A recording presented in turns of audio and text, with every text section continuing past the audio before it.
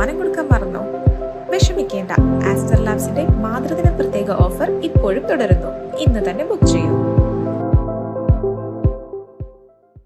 വിവിധ ഇനങ്ങളിലും നിറങ്ങളിലുള്ള ചക്കച്ചുള, ചക്കക്കുരു, ചക്കപ്പോള, ചക്കമടൽ അങ്ങനെ ചക്കയുടെ വിവിധ ഭാഗങ്ങൾ കൂട്ടിച്ചേർത്തപ്പോൾ ലാലേട്ടന്റെ മുഖം റെഡി. പശ്ചാത്തലത്തിൽ പച്ചയും മഞ്ഞയും ഓറഞ്ചും നിറങ്ങളുള്ള പ്ലാവിലകളും. 65-ാം വയസ്സ് തികയുന്ന മലയാളത്തിന്റെ സൂപ്പർ താരം മോഹൻലാലിന്റെ ചിത്രം ചെയ്തിരിക്കുന്നതോ 65 ഇനം പ്ലാവുള്ള തോട്ടത്തിനടുവിലും. ലോകത്തിലാദ്യമായി ചക്ക കൊണ്ടൊരു ചിത്രം.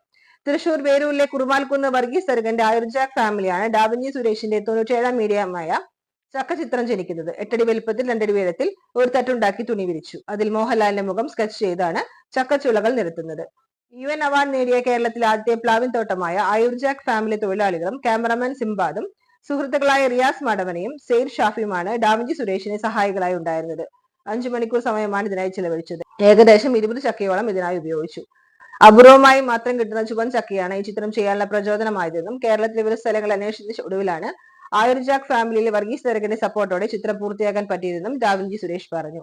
വടക്കാഞ്ചേരി MLA സേവ്യർ ചിറ്റപ്പള്ളിയും ചിത്രം കാണാനെത്തിയിരുന്നു.